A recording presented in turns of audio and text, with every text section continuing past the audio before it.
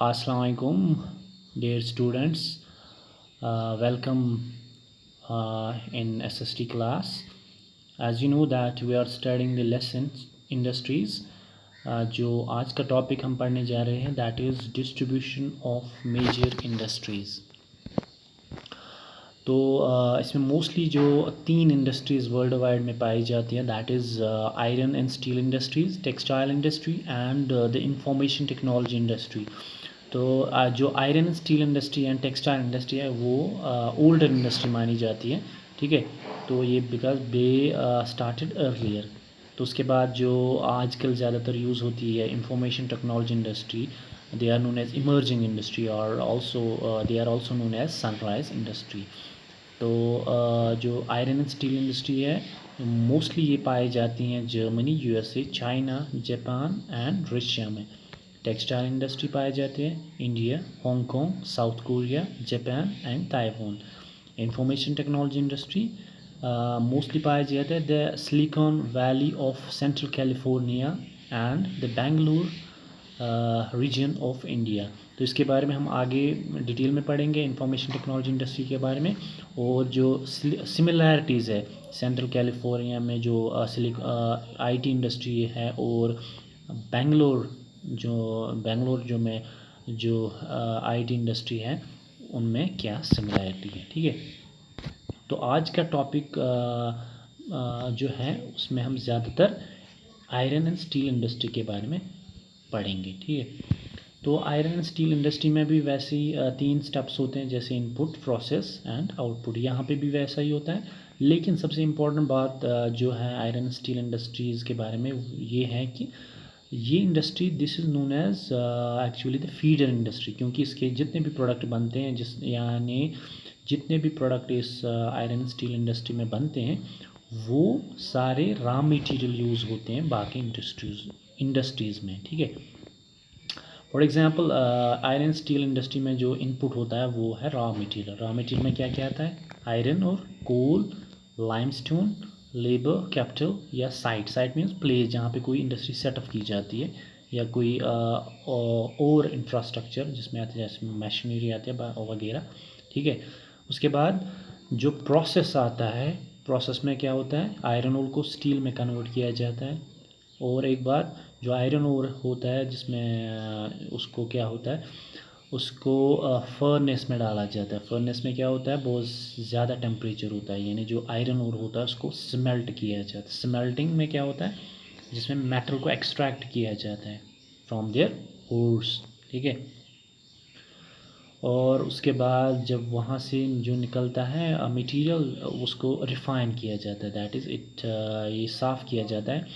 और उसके बाद जो वहाँ से जो साफ़ करके जो मटेरियल निकलता है, प्रोडक्ट निकलता है, वो ही होता है steel. That is the output that we get from that raw material is actually steel. Now steel is the final product of this iron steel industry, ठीक है। लेकिन यही steel as a raw material use होता है in other industries, ठीक है। तो moving next to our slide, as you know the steel is tough and easily be shaped, cut or made into wire. There are 2 property जो अपनी science में भी पढ़ी होगी, malleable and ductility. तो malleable and ductility में क्या होता है एक मेटल को शेप दिए जाते हैं, बहुत सारी शेप,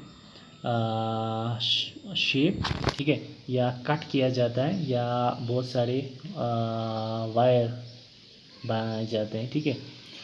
तो उसके बाद जो स्टील की बहुत सारी अलॉयज़ होती हैं उसमें बहुत सारे मेटल्स आते हैं, जिसमें एक अलॉय है एल्युमिनियम, निकल एंड कॉपर।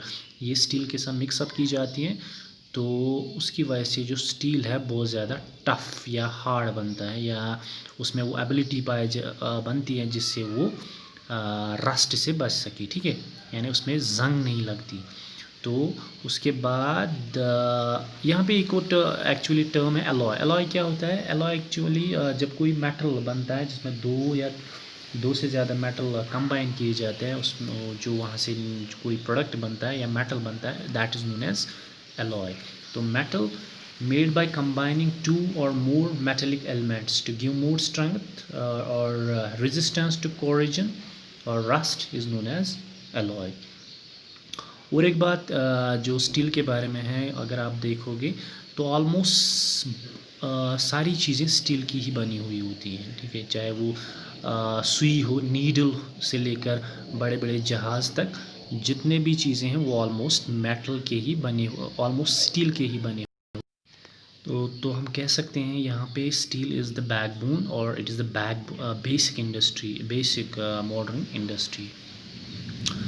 उसके बाद हम पढ़ेंगे कि जो पहले स्टील आयरन स्टील इंडस्ट्री कहाँ पे लोकेट हुई थी। तो बिफोर 1800 AD ज़्यादातर जो आयरन स्टील इंडस्ट्रीज़ वहाँ पे लोकेट की जाती है, जहाँ पे ओबियसली रॉ मटेरियल अवेलेबल हो, पावर सप्लाई हो और रनिंग वाटर इजीली अवेलेबल हो। उसके बाद वहाँ पे सेटअप की गई आयरन स्टील इंडस्ट्री, जहाँ पे कोल फील्ड्स हो, जहाँ पे कैनाल्स हो, और with the establishment of Railways फिर वहाँ पे ज़्यादातर आयरन स्टील इंडस्ट्री एस्टैब्लिश की गई। तो ज़्यादातर कोल फील्ड जो यहाँ पे इंडिया में पाए जाते हैं वो है Jharia. Jharia is a place in Jharkhand. तो this is one of the largest coal field in India. उसके बाद 1950s से और ट्रेंड जो चेंज हो गई, iron steel industries were starting to located on flat land near sea because of the increasing demand of steel। क्योंकि जब steel की डिमांड और ज़्यादा बढ़ गई, उसके बाद ओब्वियसली आयरन और जो रॉ मटेरियल उसकी डिमांड भी ज़्यादा बढ़ गई, तो आयरन और बाकी मुल्कों से इंपोर्ट किया जाता था। That is why iron steel industry ज़्यादातर सेटअप की गई या लोकेट की गई नियर द सी, या समंदरों के नज़दीक, या नियर द सी पोर्ट्स, ठीक है। उसके बाद इंडिया में ज़्यादातर जो आयरन स्टील इंडस्ट्री उसकी जो कामयाबी का राज ये है कि यहाँ पे जो रॉ मटेरियल वो अवेलेबल है, चीप लेबर है, ट्रांसपोर्ट फैसिलिटी भी है और मार्केट भी है।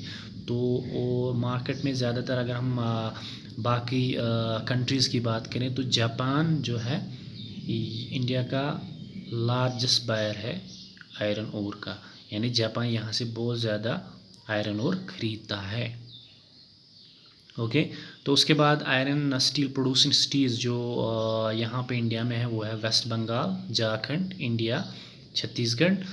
लेकिन जो आयरन यूटिलाइजिंग रिसोर्स है, जो वहीं पे यूटिलाइज रिसोर्स करते हैं आयरन के, उसमें है कर्नाटका, आंध्र प्रदेश, तमिलनाडु, ठीक है। तो ये आज का टॉपिक हमने पढ़ा। तो अगले टॉपिक में हम पढ़ने जा रहे हैं जमशेदपुर के बारे में, यानी टिस्को के बारे में, टाटा के बारे में। तब तक अल्लाह हाफिज़।